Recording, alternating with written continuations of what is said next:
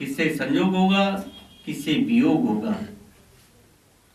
कितने उसके भाग में विद्या है और कितना धन है, और कहां पर सम्मान और अपमान होगा। अब आप विचार करिए, जब ये चीजें पहले से निश्चित हैं फिर भी हम आस लगाए बैठते हैं।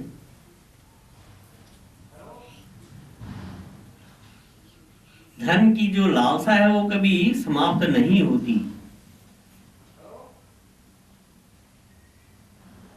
आप कहेंगे महाराज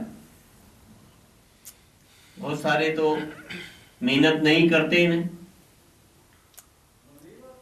फिर भी उनके पास धन बरसता है, और बहुत से लोग ऐसे भी हैं जो रात दिन मेहनत करते हैं फिर भी उनके पास धन की कमी रहती है। ये सब प्रारब्ध अनुसार होता है। हम लोग अपने भाग्य को कोसते हैं।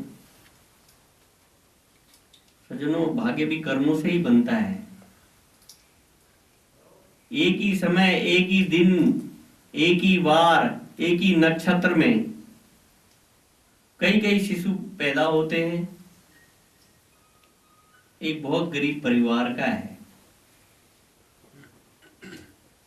वो भी हॉस्पिटल में पैदा होता है। एक मध्यम परिवार का बालक है, वो भी हॉस्पिटल में होता है। और एक सेठ का बच्चा है, धनी परिवार का बालक है, वो भी हॉस्पिटल में पैदा होता है।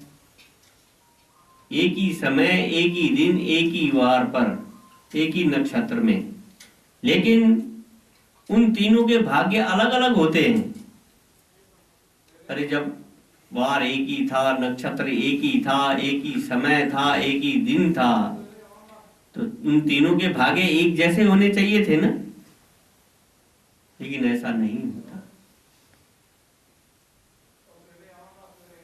जो सेठ का शिशु होता है उसके भाग्य में पहले से ही कोठी, बंगला, मोटर कार सब कुछ होती है। उसको जब हॉस्पिटल से ले जाते हैं तो उसके लिए पहले से ही कार मौजूद रहती है ले जाने के लिए। जो मध्यम परिवार का है उसके लिए उतना नहीं होता, उसके लिए किराए की गाड़ी आ जाती है, उसके रहने के लिए मकान तो है लेकिन कार नहीं है। और जो बेचारा एक गरीब का बालक है उसके लिए ना तो कार है, ना मकान है, ना बंगला है, क्योंकि वो निर्धन का बालक है। उसको ले जाने के लिए कुछ नहीं है, चिथड़ों में लपेट करके फुटपाथ पर ही पालन पोषण होता है उसका।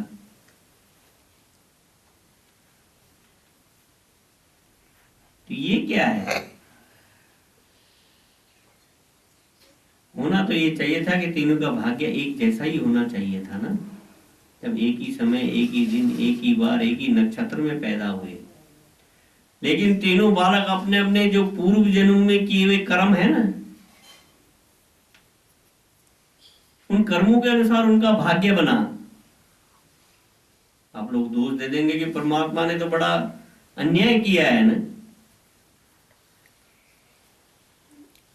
परमात्मा ने कोई अन्याय नहीं किया। भगवान का विधान तो सबके लिए एक जैसा है। स्पष्ट निर्देश है, कर्तुम सो भोक्तुम, जैसा जिसका कर्म है वैसा फल भोगेगा। जिसने सेठ के घर में जन्म लिया उसके पूर्व जन्म के कर्मों का फल से, जिसने मध्यम परिवार में जन्म लिया उसका भी पूर्व जन्मों का संस्कार था, कर्म फल थे। जिसने गरीब के घर में जन्म लिया उसके भी पूर्व जन्म के कर्म और संस्कार थे। सेठ के बच्चे ने जो पैदा हुआ है ना, उसने अभी कोई कार्य नहीं किया, लेकिन पहले से उसके लिए कोठी, बंगला, बैंक बैलेंस सब कुछ है। जो मध्यम परिवार में है उसके लिए मकान भी है, कुछ पैसा भी है, कुछ बैंक बैलेंस भी है। लेकिन जो गरीब का बालक है ना, वो बेचारा पहले से ही कर्जई है। उसने भी धरती पे पैर नहीं रखा लेकिन पहले से ही कर्जई है। क्यों? क्योंकि उसके पिता ने कर्ज ले रखा है, उसके पास पैसे की कमी है ना। आपने सुना भी होगा, पहले जमाने में बोलते थे जब कर्ज किसी से लेते थे, अगर पिता कर्ज नहीं चुका सका, उसकी मृत्यु हो गई, तो उसके पुत्र को अपने पिता का कर्ज चुकाना पड़ता था। क्योंकि उसके भाग में पहले से ही लिखा हुआ है ना। इसलिए सज्जनों, पहले अपने शरीर को जान लो। अपने जो तत्वों से बने हुए शरीर है ना, 5 तत्वों से, इसको जानना जरूरी है। उसके बाद जो बचेगा वो आपका असली स्वरूप होगा। लेकिन हम दौड़ उल्टी करते हैं। हम जड़ से चेतन को देखना चाहते हैं, जबकि चेतन की सत्ता से ये जड़ शरीर चल रहा है। क्योंकि हमारी आत्मा जो है ना, वो तो ज्ञानमय है। उसको आप कैसे देख पाएंगे ना? आपने एक धारणा, एक भ्रांति बनाई होती है। जिस फोटो को आप, या मूर्तिकार की बनाई हुई मूर्ति को आप भगवान की समझते हैं, उसको देखते हैं, ये तो हमारे भाव से बनी हुई है ना। अपने भाव से चित्रकार भगवान की बहुत सुंदर मूर्ति बना देता है। क्या भगवान वो मूर्ति ही है? ऐसा नहीं सज्जनों। हमारे शास्त्र कहते हैं कि जो ईश्वर है ना, वो आपकी आत्मा ही तो है, आपके अंदर निवास कर रही है ना। भगवान ने स्वयं कहा ना, अयम आत्मा गुणाके सर्वभूत हृदय से तिष्ठन्ति अर्जुन। हे अर्जुन, मैं आत्मा के रूप में सब प्राणियों के हृदय में विराजमान हूं। जब वो भगवान हमारी आत्मा के रूप में विराजमान है, तो फिर हम बाहर क्यों ढूंढते हैं? यही तो गलती कर रहे हैं ना, कि बाहर खोज रहे हैं, बाहर मिलता नहीं है। नासवान संसार में ढूंढ रहे हैं। इसलिए आत्मा के लिए कहा है। आत्मा क्या है? आत्मा ज्ञानमय प्रोक्ता देहो मांसमयो असुचि मूत्रपुरी स्वभाव दुर्गंध अशोच्य अदुर्गम। साथ में कह दिया कृमिजाल संवितम। हमारी जो आत्मा है ना, वो तो ज्ञानमय है। ज्ञान माने प्रकाश। और कैसे प्रकाश है? कि ज्योतिर्मयो ही शुभ्रम, अति शुभ्र है वो ज्योति। हमारी आत्मा ज्योति स्वरूप है, प्रकाश स्वरूप है, और वो प्रकाश अति शुभ्र है। और शरीर जो है वो मांस, मज्जा, अस्थि आदि का बना हुआ एक पिंड है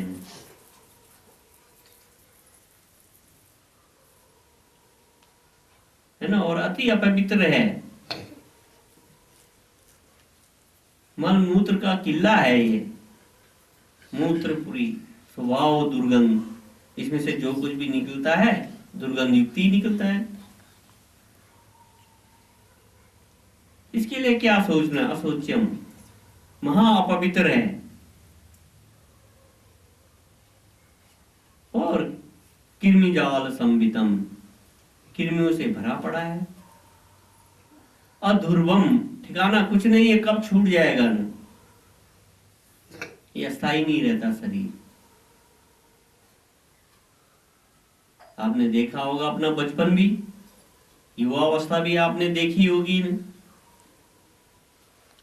वृद्ध अवस्था भी आप देख रहे हैं। प्रत्येक क्षण बदल रहा है ये शरीर। इसीलिए कहा है कि जन्म मृत्यु जरा व्याधि दुख दोषानुदर्शनम। जब तक आप इसका विचार नहीं करेंगे, तब तक काम नहीं बनेगा।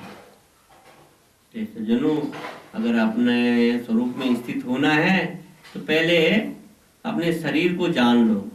अगर आपको अपनी आत्मा में स्थित होना है, अपने स्व का अनुभव करना है, क्योंकि शरीर नाशवान है और आत्मा अजर अमर है। आत्मा के लिए भगवान कृष्ण ने गीता में कह दिया कि ये आत्मा ऐसी है कि इसको शस्त्र नहीं काट सकता, ना ही इसको अग्नि जला सकती है, ना ही इस आत्मा को वायु सुखा सकती है, ना जल गीला कर सकता है। नैनम छिदन्ति शस्त्राणि नैनम दहति पावका न चैनम क्लेदन्तापो न शोषति मारुता। ऐसी आपकी आत्मा है, फिर भी आप इतनी अमूल्य आत्मा होने के बावजूद भी भिखारी बने हुए हैं, बाहर ढूंढ रहे हैं। कमी यहीं पर है। जिस दिन आप अपने अंदर देखने लग जाओगे उस दिन आपका काम बन जाएगा। आप इस भव सागर से पार हो जाएंगे। इस संसार के जितने भी द्वंद्व है ना, इन द्वंद्वों से पार हो जाएंगे। फिर कैसी भी परिस्थिति आए, आपके जीवन में कैसी भी घटना घटे, आप शांत चित्त रहेंगे, निश्चिंत। क्योंकि आप जानते हैं ये तो शरीरों के धर्म है, होगा, होता रहेगा ना। मैं तो शरीर नहीं हूं, मैं शरीर से अलग हूं, मैं इस शरीर इनको देखने वाला हूं, इनका साक्षी हूं। मेरे में तो विकार कभी हो ही नहीं सकते ना, शरीरों के विकार है। इसलिए सज्जनों, हम बार बार कहते हैं कि अंतर्मुख होना जरूरी है। ओम शांति शांति शांति।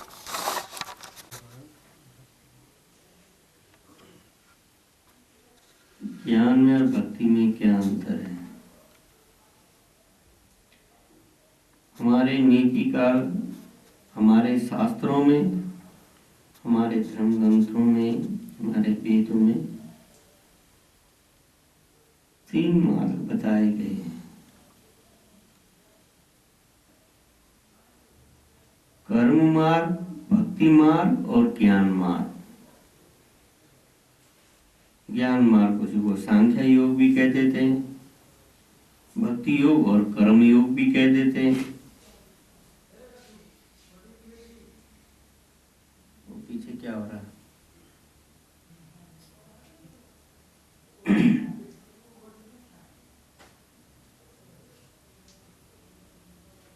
इन तीनों में अंतर केवल क्रिया का अंतर है, लक्ष्य एक ही है। आप तीनों में से किसी भी मार्ग पे चलिए, पहुंचेंगे एक ही जगह पर।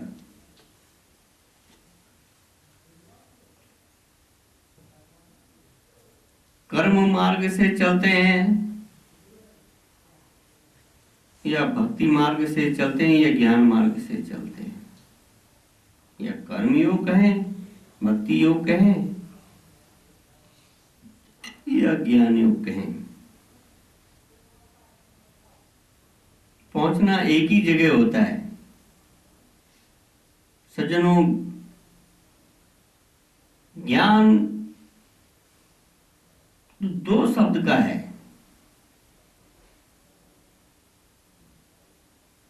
कि आप देह नहीं हैं, आप शरीर नहीं है, आप आत्मा हैं, आप ईश्वर का अंश हैं। लेकिन